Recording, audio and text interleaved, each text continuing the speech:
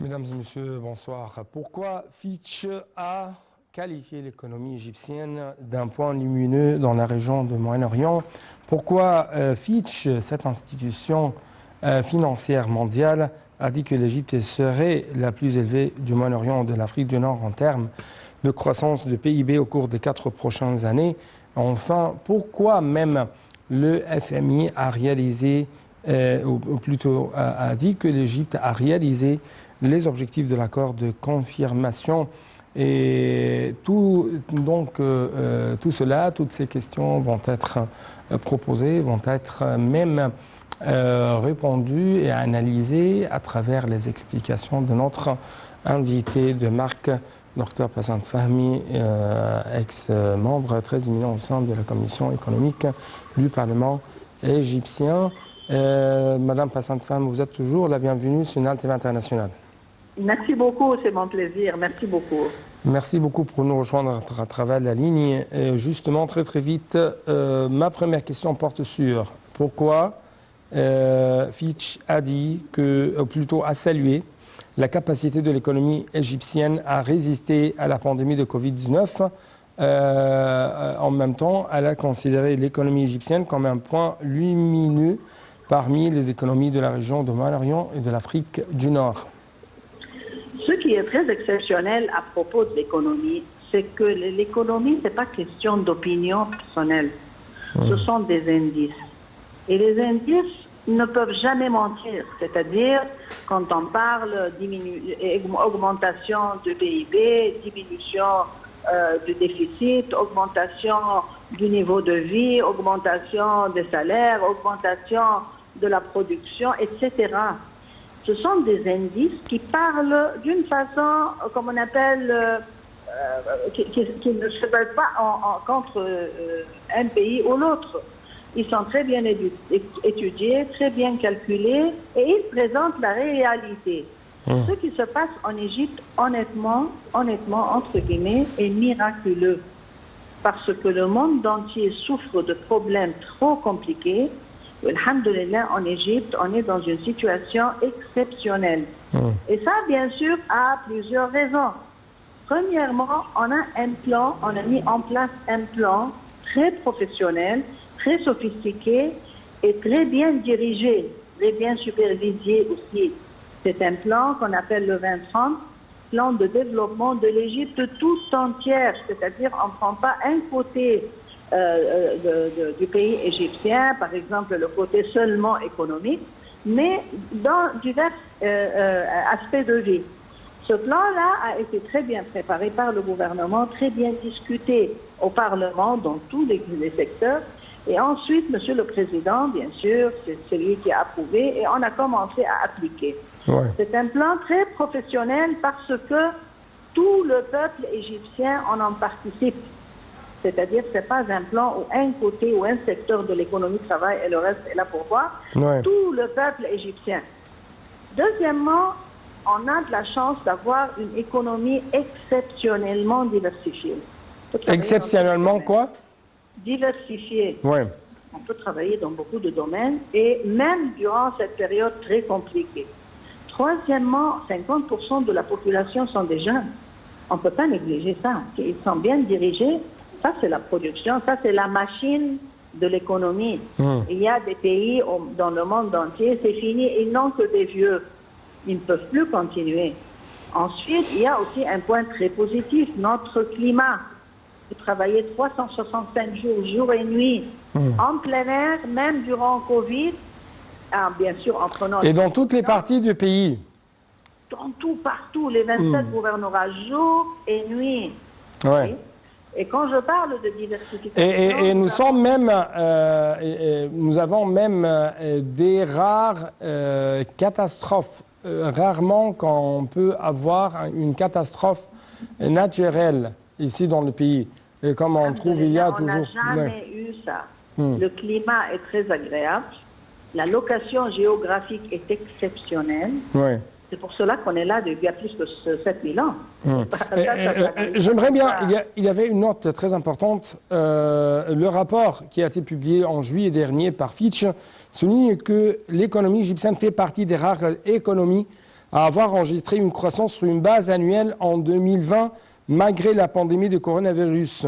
Ce qui signifie qu'elle a largement dépassé celle d'avant l'épidémie en 2020. Est-ce que vous pouvez me donner un peu plus d'explications? Qu'est-ce que ça veut dire ça exactement? Tout d'abord, on a changé notre stratégie. C'est-à-dire, on a une stratégie 2030, mais elle est très flexible. C'est-à-dire, on peut changer les priorités. On a concentré sur l'agriculture, c'est-à-dire l'économie verte et les industries basées dessus, l'économie bleue et les industries basées dessus. On travaille sur l'économie réelle, c'est-à-dire avant 2020, et je ne veux pas dire 2020, avant 2011, notre situation était très critique parce qu'on travaillait sur une économie non réelle, c'est-à-dire une économie qui n'est pas basée sur la production locale. Ouais. On importait tout et on exportait toute notre matière première. Ça a tout à fait changé.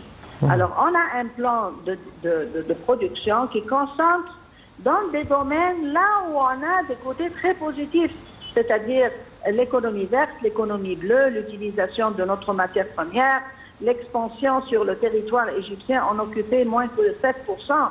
Maintenant, on a un plan d'atteindre vers 2030, 30%, et ça peut avancer beaucoup plus vite aussi.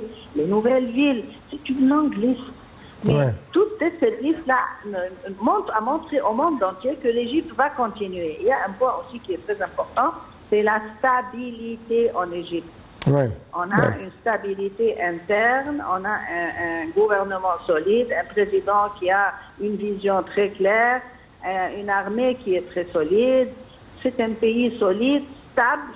Et ça va. Et si vous allez mentionner, par exemple, le rôle de l'armée, l'armée n'essaye pas seulement de concentrer ses efforts dans le domaine de la lutte contre le terrorisme, mais plutôt il y a un autre domaine très important, c'est la lutte pour le développement. Ce qui fait une grande différence entre nous et les autres pays, n'est-ce pas? Oui, parce que si vous voyez, par exemple, dans n'importe quel pays, même les États-Unis, comment, si on regarde le budget, l'économie égyptienne ne dépense pas sur l'armée. C'est-à-dire notre budget égyptien dépense sur le pays, ne dépense pas sur l'armée. Et l'armée est self-sufficient, comme on dit. Elle produit elle-même ses besoins, surtout ses besoins monétaires. Alors ça, c'est un point très solide.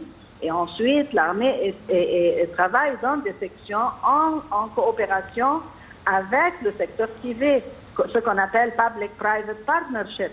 C'est-à-dire, ils ne sont pas là pour vraiment conquérir le secteur privé, mais au contraire, ils travaillent ensemble. Mais moi, je voudrais répéter que la stabilité interne, la stabilité sur nos, comme on appelle, frontières, la stabilité dans la région est pratiquée par l'armée égyptienne. Et ça, c'est un point qu'on ne peut pas négliger. Regardez ce qui se passe dans le monde entier. Regardez ce qui se passe dans la région, pas le monde entier. Il n'y a aucun pays qui est stable, sauf, alhamdoulilah, notre pays. Alors, c'est une symphonie, je répète. Monsieur le Président, et il joue un rôle très important à diriger tout le monde, des jeunes, commençant par la jeunesse, l'âge moyen, l'armée, la police. Tout le monde travaille ensemble pour achever et honnêtement atteindre le niveau de vie, une vie décente pour tous les Égyptiens. Alors oui, ils ont raison d'écrire ces rapports. Tout le monde voit dans le monde entier. Et je répète, ce sont basés sur des chiffres et des indices. Ce ne sont pas des opinions personnelles. Oui.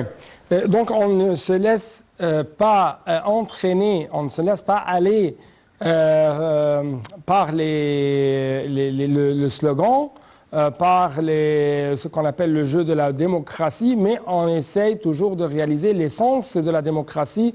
Le but essentiel de tout système politique, c'est une vie meilleure, une vie décente pour tous les Égyptiens. Et ça, si je peux dire, c'est un autre secret de cette stabilité socio-économique de l'Égypte. Donc, c'est la conclusion de votre parole. Et si je peux aller retourner encore une fois aux explications présentées par Fitch en ce qui concerne l'économie égyptienne. Selon Fitch, la consommation personnelle était le principal soutien de la croissance de l'économie égyptienne. Et ça, grâce à l'afflux des virements de fonds des travailleurs égyptiens à l'étranger, la maîtrise relative de l'inflation et la politique monétaire expansionniste qui se tient le pouvoir d'achat des ménages, des familles. Est-ce que vous pouvez nous donner plus d'analyse sur chaque point? Je vais simplifier ce qu'ils ont dit. Oui. Tous les projets qui sont établis en Égypte et qui continuent, tous qui travaillent, le monde entier, les employés qui travaillent en Égypte sont des Égyptiens, les ingénieurs sont des Égyptiens, la matière première est produite en Égypte et aussi le financement est en livres égyptiennes. Alors, ça, les livres égyptiens sortent du système monétaire, tournent dans le pays, dans des cycles économiques non-stop. Alors, ça crée une demande. Et quand il y a une demande développée et une demande qui continue, continuelle, tout de suite, l'économie se développe. Parce qu'on ne peut pas avoir une économie développée sans avoir des demandes. Alors, quand l'employé, l'ingénieur, les producteurs travaillent, ils touchent de l'argent. Quand ils touchent de l'argent, ils dépensent. Quand ils dépensent, d'autres activités se développent.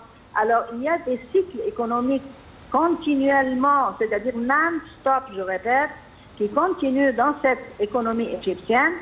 Et ces cycles-là sont poussés ou sont créés par les dépenses qui sont faites et la demande qui est créée par les Égyptiens. C'est-à-dire qu'on ne trouve pas, oui, on s'emprunte de l'étranger, mais ce n'est pas pour vraiment assurer le genre d'activité où la majorité des Égyptiens travaillent dessus. Alors, l'employé, l'ingénieur, les usines, les moyens de transport sont tous des Égyptiens. Ils touchent de l'argent et ils dépensent. Quand ils dépensent, ils développent de nouveau des cycles économiques qui ne stoppent pas. C'est pour cela qu'ils en disent que c'est poussé par la demande, la consommation. Parce que dans les pays où il n'y a pas de consommation, on peut être retrouvé dans une situation très dangereuse. Parce que ça peut causer non seulement une inflation, mais aussi une, comme on appelle, déflation, qui est très dangereuse. Oui. Et ici, les banques, ou la Banque centrale et les banques, par conséquent, nationales, jouent un rôle très important dans cette politique financière expansionniste, afin de briser ce cycle de crise créé par la pandémie du coronavirus, n'est-ce pas? Oui, écoutez, on a un système bancaire très solide. Ça, ce n'est pas un système qui a été créé nouvellement, c'est très ancien. Et on a vu l'expérience en 2008 quand le monde entier, tous les banques au monde entier ont souffert de la crise dans le temps, mais le système bancaire égyptien était très stable. Alors nous devons être fiers de notre système bancaire égyptien et de la politique monétaire appliquée. C'est pas facile. Ça demande du professionnalisme et ça existe. Les banquiers égyptiens sont très bien entraînés, très bien éduqués. Et ça, c'est la colonne vertébrale pour le développement économique dans n'importe quel pays. Alors, on doit être fier d'avoir un système bancaire assez solide, assez stable et assez développé. Oui. En fait, si je passe, ou si je peux jeter un coup d'œil sur ce qui a été publié dans des rapports faits par le FMI, le Fonds monétaire international. Selon la FMI, l'Égypte a réalisé les objectifs de l'accord de confirmation, ce qu'on appelle Stand-by Arrangement, qui vise à sauvegarder la stabilité macroéconomique du pays face à la pandémie de coronavirus et de poursuivre les principales réformes structurelles. Et en même temps, on trouve que le FMI a donné plus d'explications. Il a indiqué que les politiques du gouvernement égyptien avaient réalisé un équilibre entre les dépenses prioritaires ciblant la santé et la protection sociale d'un côté et la durabilité financière. J'aimerais bien écouter votre explication, votre remarque à propos de telles notes faites par le FMI. Bien sûr, le FMI nous a arrangé une facilité qui s'appelle Stand-by Agreement. Mais bien sûr, quand on offre ce genre de facilité, on a besoin d'être sûr que ça va être payé. Et pour être sûr que ça va être payé, ils doivent voir en place un système de développement macroéconomique, c'est-à-dire développer l'économie sur le niveau macro, général, et aussi micro. On a passé très bien, c'est-à-dire cette période-là a été très bien organisée parce que nous avons mis en place, je répète, le 2030 stratégie, mais aussi une politique fiscale et une politique monétaire très avancée. On a mis aussi des priorités pour la stabilité sociale, parce que sans stabilité sociale, on ne peut pas avoir un développement. Stabilité sociale de telle façon que ça atteint, comme on appelle, les objectifs de la vie décente. Aussi, il y a les 17 points où l'Union, les Nations Unies exigent d'exister dans n'importe quel pays si on parle des droits de l'homme. Droits de l'homme, c'est pas seulement droit de s'exprimer, mais on doit avoir un logement acceptable. C'est le grand plan, ou le plan géant où Monsieur le Président a lancé, de développer tous les 27 gouvernorats avec tous les villages, et aussi créer de nouvelles villes. Ça, c'est la vie décente. Avoir tous les services, que ce soit éducation, santé, infrastructure, logement, ça, c'est la vie décente. C'est pas seulement le droit de parler et d'aller dans les rues. Le droit de s'exprimer, oui. On a respecté très bien les 17 points qui ont été appliqués par les Nations Unies, et aussi, on a fait comme on appelle, on a mis des solutions en place pour résoudre les problèmes sur le niveau macroéconomique à travers une politique fiscale et une politique monétaire très avancée.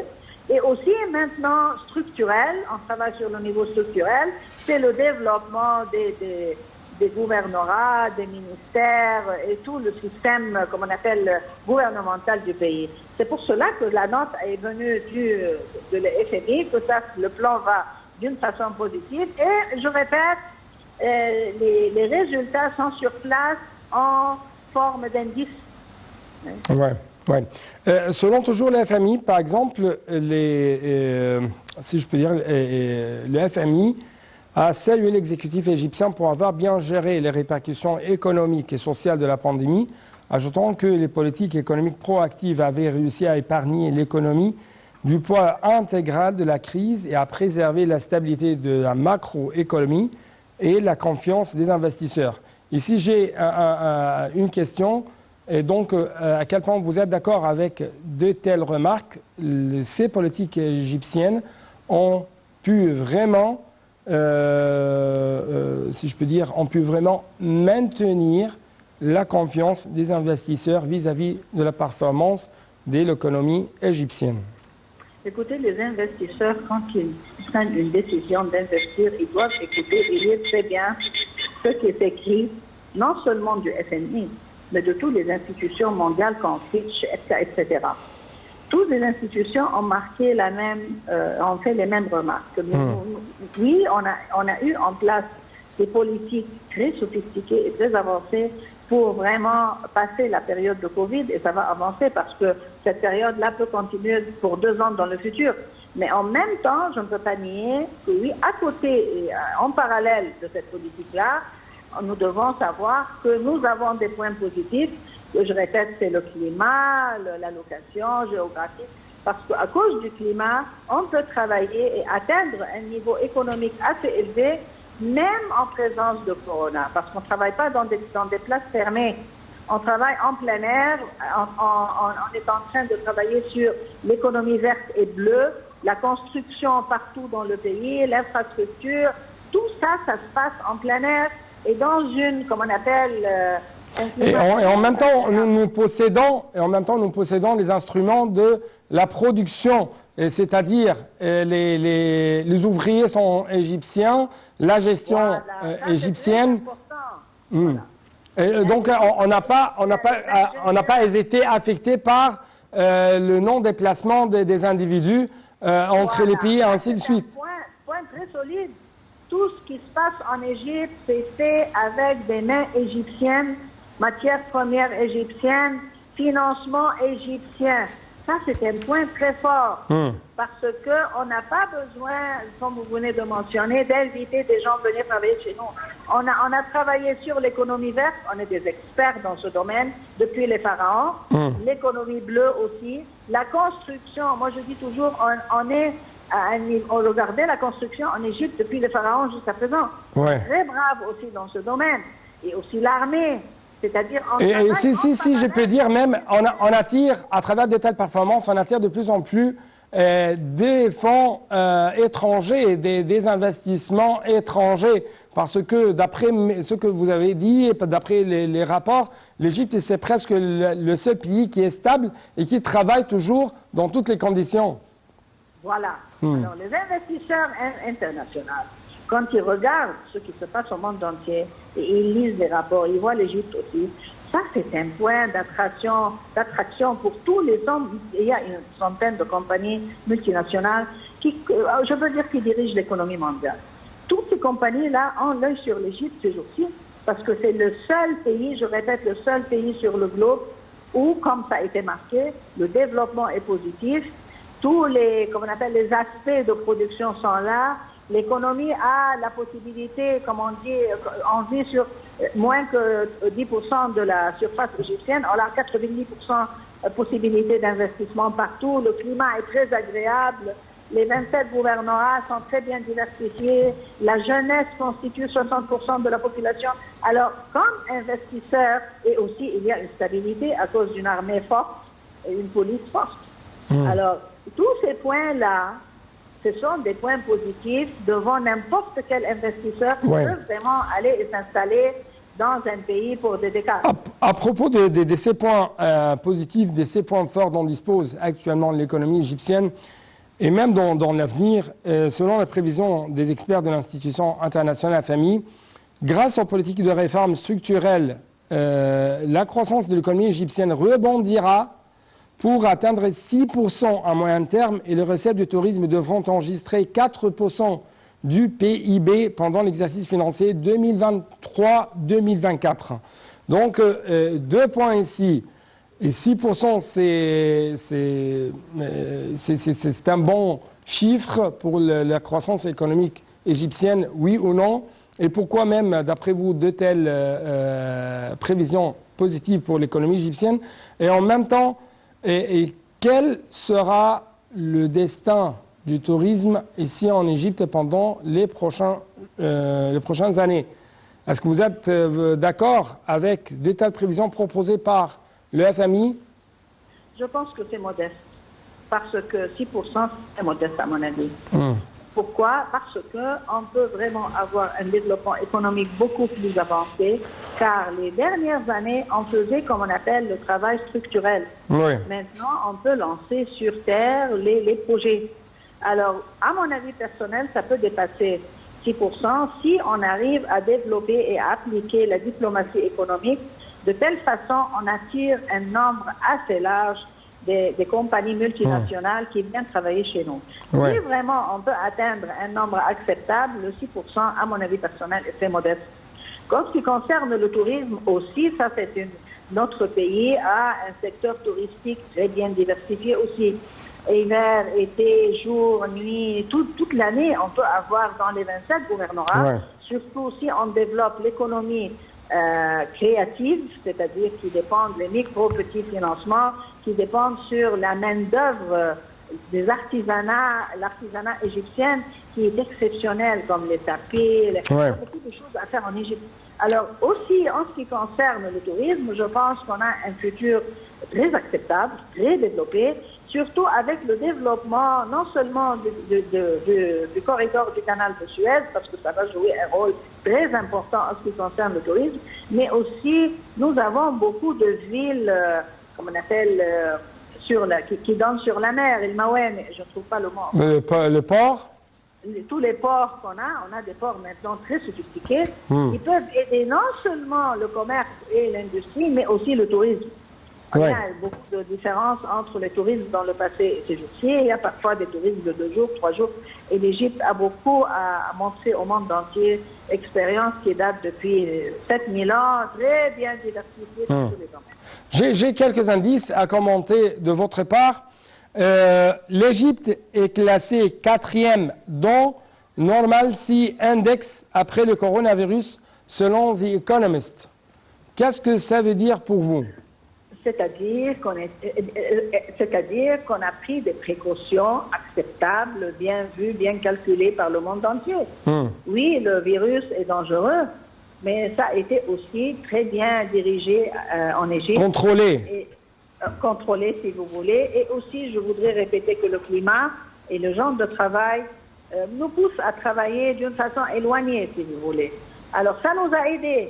Notre situation nous a aidés. La structure, la politique, la stratégie du ministère de la Santé a été très bien dirigée. Aussi, maintenant, on est en train de produire le vaccin. Et Inch'Allah, ça va couvrir tout le peuple égyptien et aussi exporter vers l'Afrique. Parce que l'Afrique est un très grand continent et il y a des possibilités de les aider vraiment non seulement à transférer l'expérience économique, mais aussi en ce qui concerne ce qu'on a fait. Le déficit total recule à 7,4% et l'excédent budgétaire primaire affiche 93,1 milliards de livres égyptiennes. Parce qu'on exporte maintenant plus qu'on importe. On a concentré, le monde entier souffre d'un problème d'alimentation très compliqué. Et on a développé notre économie verte et on est arrivé à exporter vers le monde entier beaucoup de produits. C'est-à-dire on est devenu numéro 1 dans beaucoup de produits, les oranges, les fraises, les fruits, les légumes, beaucoup de choses. Le déficit a diminué. Donc, le coronavirus ou la crise du coronavirus était un point tournant pour l'économie égyptienne, notamment pour les industries agroalimentaires. La preuve en est, c'est la hausse à plus de 4,2 millions de tonnes des exportations agricoles égyptiennes. Oui ou vrai ou faux? On est retourné à un domaine très important d'investissement. Premièrement, l'agriculture, l'économie verte, économie bleue et la construction. Ça, ce sont trois domaines qui peuvent continuer pour des décades dans le futur. Que ce soit il y a Corona ou pas Corona, on peut travailler dans ce domaine. Docteur Passantam, je dois vous remercier infiniment. Merci beaucoup pour de telles explications, de tels éclaircissements de votre part. Merci encore une fois. Et donc, c'était tout pour cette édition. J'espère que vous avez bien sûr eu, si je peux dire, une vision plus claire en ce qui concerne pourquoi l'économie égyptienne est considérée comme exceptionnelle dans le monde, notamment dans notre région, MENA et le Nord, et même au centre de l'Afrique. Je dois donc vous remercier pour votre fidélité. À la prochaine.